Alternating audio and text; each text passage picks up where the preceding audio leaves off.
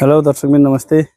आज चाहिँ म तपाईहरुलाई यहाँ हाम्रो बीएनजी अर्गानिक कृषि फार्मको बाख्रा पालनको बारेमा हजुरहरुलाई म जानकारी दिन गइरहेको छु। यहाँ हामीले चाहिँ हाम्रा चाहिँ विशेष गरेर बोयर क्रस बाख्राहरु रहेको यो चाहिँ हाम्रो ब्रिडर हो, हजुरले देख्न सक्नुहुन्छ। यो चाहिँ बिउको बोका हो भने यहाँ चाहिँ बोयर क्रस बाख्राहरु, यो चाहिँ मुडुले सिङ नभएको छ है, यस मुडुले जातकै छ। ल यहाँ पनि हजुरले देख्न सक्नुहुन्छ। यहाँ हेर्नुस् है, यो मुडुले छ, मुडुले छ। त्यसैगरी यहाँ र अहिले चाहिँ हामीले यो बोयरमा हामीले चाहिँ बोयर क्रसमा पनि फेरि सानन क्रस गरेका छौं। अब यिनीहरु सबै पाठापाठी दिनका लागि चाहिँ नै अब 2-2.5 महिना पछाडी यिनीहरु सबै पाठापाठी दिनका लागि ब्याउने भइसकेका बाख्राहरु हुन्। अब यो बाख्रा पालन चाहिँ कस्तो छ भन्दाखेरि नेपालमा बाख्रा भनेको त गरिबको गाई भनेर चिनिन्छ। बाख्रालाई चाहिँ व्यवस्थित तरिकाले आन्तरिक बाह्य परजीवीहरुलाई नियन्त्रण गरेर बाख्रा पाल्नै हो भने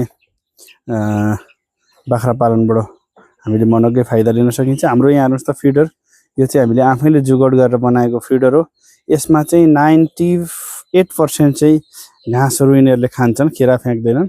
यिनीहरुलाई बाख्राले चाहिँ घाँटी तन्काएर खान मिल्ने भएको हिसाबले यो हाम्रो यसको चाहिँ फिडर पनि यस्तो छ भने हामीले चाहिँ यिनीहरुलाई व्यवस्थापनको लागि हामीले यहाँ देख्न सक्नुहुन्छ। यहाँ पानी चाहिँ एनी टाइम हामीले पिउने पानी चाहिँ यसरी राख्दिन्छौं, सफा पानी अलिअलि भुस मिसाएछन् तिनीहरुले, यसरी राख्ने गर्छौं भने यिनीहरुको वासस्थान चाहिँ कमसे कम 3 फिट जति हाइटमा है, 3 फिट, यहाँ 3 फिट, यता माथि चाहिँ 4 फिट जति हाइट राखेर यसरी काठबाट बनाइदिएका छौं। अनि यिनीहरु बस्छन्, यिनीहरुको खोर सफा हुन्छ, हजुरले देख्न सक्नुहुन्छ। यो तरिकाले चाहिँ हामीले यहाँ बाख्रा पालन गरिरहेका छौं, हजुरले देख्न सक्नुहुन्छ।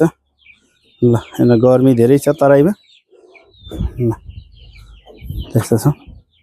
हाम्रो दिन चाहिँ यसरी नै बितिरहेछ। बाख्रालाई कुखुरालाई हेरचाह गरेर नै दिनहरु बित्ने गरेको छ भने अब चाहिँ यिनीहरुसँगै फोटो भिडियो बनाउने, पोस्ट गर्ने यसै तरिकाले गइरहेको छ। अब तपाईहरुलाई पनि मैले अब अहिले चाहिँ जस्ट के हामीले गर्दै छौं भन्ने कुरा मात्रै देखाउने हो र यसको चाहिँ नि समस्या के हुन्, बाख्रा पालनको समस्या के हुन्, कुखुरा पालनका समस्याहरु के हुन् र समाधानका उपायहरु के हुन्, हाम्रो अनुभवहरु चाहिँ हजुरसम्म चाहिँ शेयर गर्ने